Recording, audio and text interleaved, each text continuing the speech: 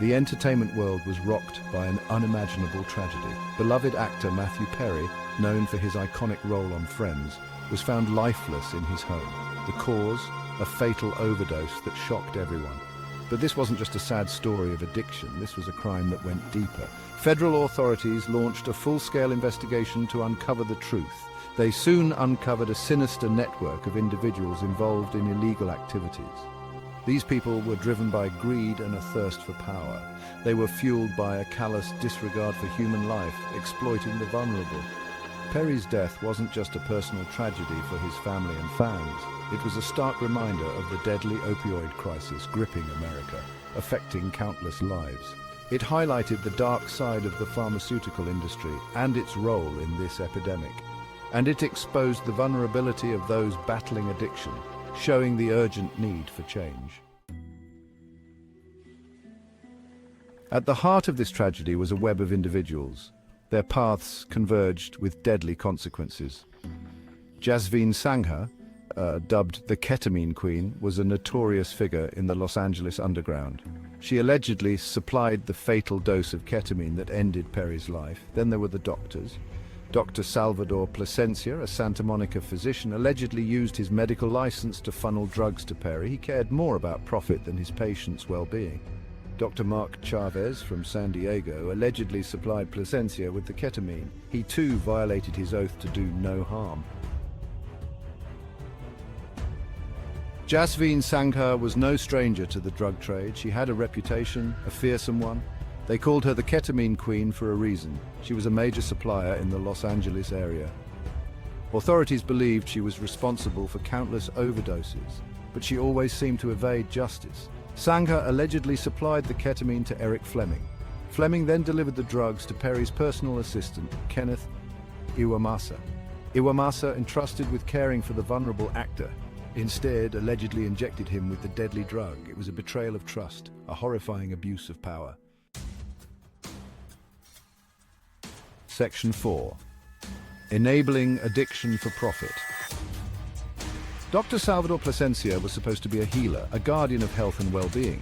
Instead, he allegedly used his medical license as a license to kill, betraying the very oath he took to save lives. He saw Matthew Perry not as a patient in need of care, but as a cash cow, a means to an end. Plasencia allegedly contacted Dr. Chavez, a fellow physician. He needed a steady supply of ketamine, a powerful and dangerous drug. Chavez, also blinded by greed and ambition, allegedly agreed to provide it without hesitation. Text messages between the two doctors revealed a chilling truth about their intentions. They knew Perry was struggling with addiction, a battle that could end his life. They didn't care.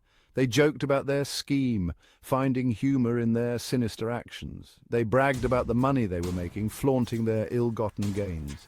They were willing to sacrifice a man's life at the altar of greed, showing no remorse for their actions. Section 5. Unraveling the Conspiracy. The investigation into Perry's death was meticulous. Determined authorities followed the trail of evidence. It led them straight to Sangha, Plasencia, Chavez, Fleming, and Iwamasa. Text messages revealed the conspiracy. They showed the defendants' intent to distribute drugs. They exposed their callous disregard for Perry's life. A search warrant executed at Sangha's residence uncovered a massive stash of drugs: ketamine, methamphetamine, cocaine, and more. This wasn't just a small-time operation. This was a sophisticated drug trafficking ring. Section 6. Justice and Accountability. This section delves into the intricate balance between justice and the need for accountability in our society. The defendants faced serious charges, each one more severe than the last.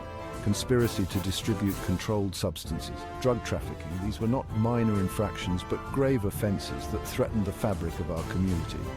And in the case of Iwamasa, a charge of distribution of a controlled substance resulting in death. This was a particularly harrowing accusation. They faced lengthy prison sentences, a reflection of the severity of their crimes. But more importantly, they had to answer for their actions. Justice demanded accountability. They had to be held accountable for the death of Matthew Perry, a life tragically cut short. This case wasn't just about seeking justice for one man.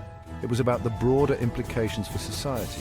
It was about sending a message, a powerful and clear message, a message to drug dealers that they can't hide in the shadows. Their actions will be brought to light, a message to unscrupulous doctors that their oath to do no harm means something. They too will be held accountable.